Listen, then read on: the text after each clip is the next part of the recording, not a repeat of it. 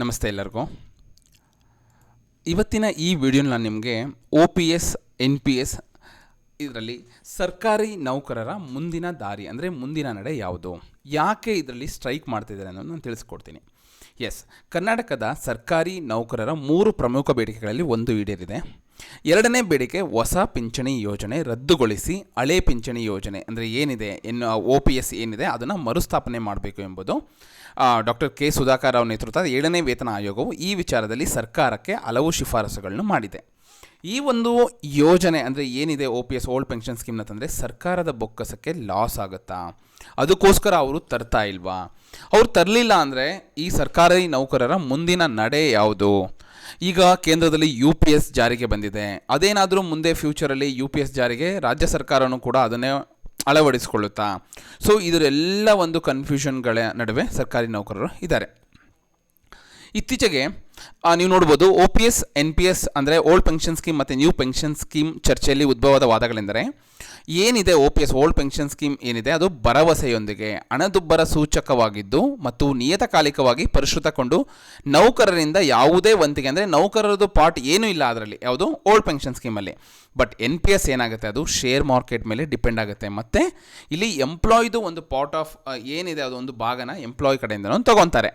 ಇದು OPS ಮತ್ತು NPSಗೆ ಇರೋ ಒಂದು ವ್ಯತ್ಯಾಸ. ಇದರಲ್ಲಿ ಅವ್ರು ಏನು ಹೇಳ್ತಾರೆ ಅಂದರೆ ಇಲ್ಲಿ ಎಂಪ್ಲಾಯೀಸ್ಗೆ ಹೊರೆ ಆಗ್ತಿದೆ ಅಂದರೆ ನೌಕರರಿಗೆ ಹೊರೆ ಆಗ್ತಿದೆ, ಇವಾಗಿನ ಹಣದುಬ್ಬರದಲ್ಲಿ ಅವರ ಒಂದು ಫ್ಯಾಮಿಲಿ ಅವ್ರ ಖರ್ಚುಗಳನ್ನ ನೋಡ್ಕೊಳ್ಳೋದು ಕಷ್ಟ ಅನ್ನೋದು, ಅದಕ್ಕೋಸ್ಕರ ಓಲ್ಡ್ ಪೆನ್ಷನ್ ಸ್ಕೀಮ್ನ ತರಬೇಕು ಅನ್ನೋದು ಒಂದು ಸರ್ಕಾರಿ ನೌಕರರ ವಾದವಾಗಿದೆ.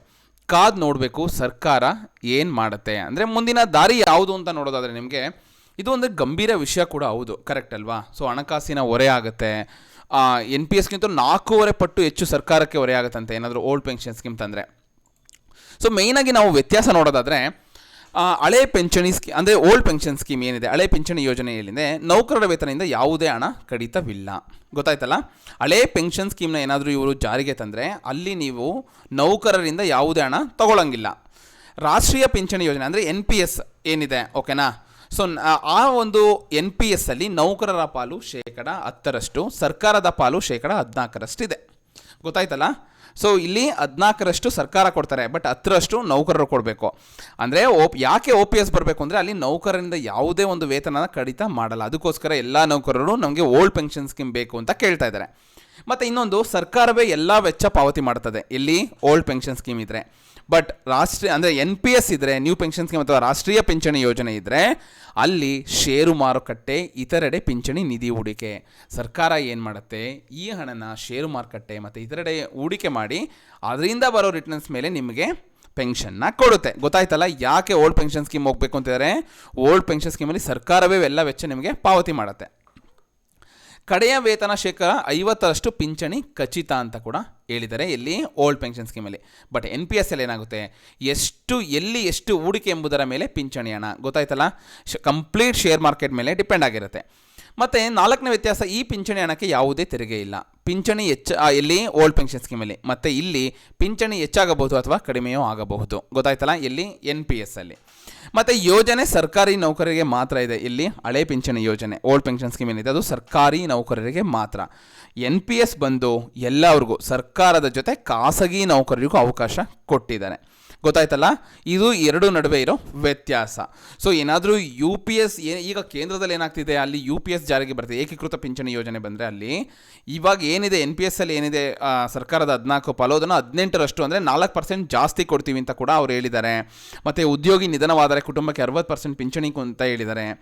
ಇದು ಎಲ್ಲಿ UPS ಅಂದರೆ ಕೇಂದ್ರ ಸರ್ಕಾರಿ ನೌಕರರಿಗೆ 2024 ಏಪ್ರಿಲ್ 1ರಿಂದನೇ ಅಪ್ಲೈ ಆಗುತ್ತೆ. ಯಾವಾಗ 2025 ಏಪ್ರಿಲ್ 1ರಿಂದ ಅಪ್ಲೈ ಆಗುತ್ತೆ ಅಂತ ಹೇಳಿದ್ದಾರೆ. ಕೇಂದ್ರ ಸರ್ಕಾರಿ ನೌಕರರಿಗೆ ರಾಜ್ಯಗಳಲ್ಲೂ ಲಭ್ಯ ಅಂತ ಹೇಳಿದ್ದಾರೆ.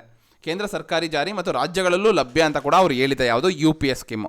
ಸೊ ಕಾದು ನೋಡಬೇಕು ನೌಕರರು ಯಾವುದನ್ನು ಚೂಸ್ ಮಾಡ್ತಾರೆ, ಹೇಗಿರುತ್ತೆ ಅನ್ನೋದು, ಓಕೆನಾ?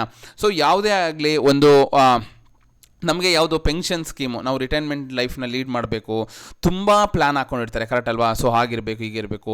ಇವಾಗಿನ ಪರಿಸ್ಥಿತಿನಲ್ಲಿ ಒಂದು ಮೆಡಿಕಲ್ ರಿಲೇಟೆಡ್ ಆಗಿರ್ಬೋದು ತುಂಬ ಇಶ್ಯೂ ಬರುತ್ತೆ, ಏಜ್ ಆಗ್ತಾ.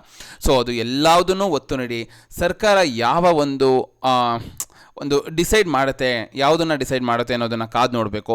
ಬಿಕಾಸ್ ಇವಾಗ ನೀವು ನೋಡ್ಬೋದು, ಯಾವುದೇ ಏಜ್ ಆಗಿರೋರ್ಗಾಗಿರಲಿ, ಅವ್ರಿಗೆ ಆ ಏಜ್ ಆದಮೇಲೆ ಆ ರಿಟೈರ್ಮೆಂಟ್ ಲೈಫಲ್ಲಿ ಆ ಮೆಡಿಷನ್ಗಾಗಿರ್ಬೋದು ಅಥವಾ ಫುಡ್ಗಾಗಿರ್ಬೋದು, ಮೇಯ್ನಾಗಿ ಮೆಡಿಸನ್ಗೆ ಒಂದು ಯಾವುದೇ ಒಂದು ತೊಂದರೆ ಇಲ್ದಂಗೆ ಆರೋಗ್ಯ ನೋಡ್ಕೊಳೋದಕ್ಕೆ ಆಯ್ತಪ್ಪ, ಅಷ್ಟು ನಮಗೆ ಪೆನ್ಷನ್ ಬಂದರೆ ಸಾಕು ಅನ್ನೋ ಸಿಚುವೇಶನ್ ಕೂಡ ಬಂದಿದೆ. ಕಾದು ನೋಡೋಣ, ಓಕೆನಾ. ಸೊ ಏನೆಲ್ಲ ಆಗುತ್ತೆ ಅಂತ ನಿಮಗೆ ಗೊತ್ತಾಯ್ತಲ್ಲ, OPS ಮತ್ತು NPS ನಡುವೆ ಏನು ವ್ಯತ್ಯಾಸ ಇದೆ ಅಂತ. ಸೊ ನೀವು ಏನಾದರೂ ಪ್ರೈವೇಟ್ ಜಾಬಲ್ಲಿದ್ದರೆ ನೀವು ಕೂಡ NPS ಅಪ್ಲೈ ಮಾಡ್ಬೋದು. ಸೊ ಆದಷ್ಟು ಬೇಗ NPS ಅಪ್ಲೈ ಮಾಡಿ, ರಿಟೈರ್ಮೆಂಟ್ ಪ್ಲ್ಯಾನ್ನ ತುಂಬ ಚೆನ್ನಾಗಿ ಮಾಡಿ, ರಿಟೈರ್ಮೆಂಟ್ ಲೈಫು ಚೆನ್ನಾಗಿರಲಿ ಅಂತ ನಾನು ತಿಳಿಸ್ತಾ, ಈ ವಿಡಿಯೋ ನೋಡಿದ್ದಕ್ಕಾಗಿ ಧನ್ಯವಾದಗಳು. ಮತ್ತು ಈ ವಿಡಿಯೋ ಇಷ್ಟ ಆದರೆ ಒಂದು ಲೈಕ್ ಕೂಡ ಮಾಡಿ. ನೀವು ಇನ್ನೂ ನನ್ನ ಯೂಟ್ಯೂಬ್ ಚಾನಲ್ಗೆ ಸಬ್ಸ್ಕ್ರೈಬ್ ಆಗಿಲ್ಲ ಅಂದರೆ ಇದೇ ರೀತಿ ಹೆಚ್ಚಿನ ಮಾಹಿತಿಗಳಿಗೆ ಗೋಸ್ಕರ ನನ್ನ ಯೂಟ್ಯೂಬ್ ಚಾನಲ್ನ ಸಬ್ಸ್ಕ್ರೈಬ್ ಆಗಿ ಇದೇ ರೀತಿ ಸಪೋರ್ಟ್ ಮಾಡ್ತಾಯಿರಿ. ಧನ್ಯವಾದಗಳು.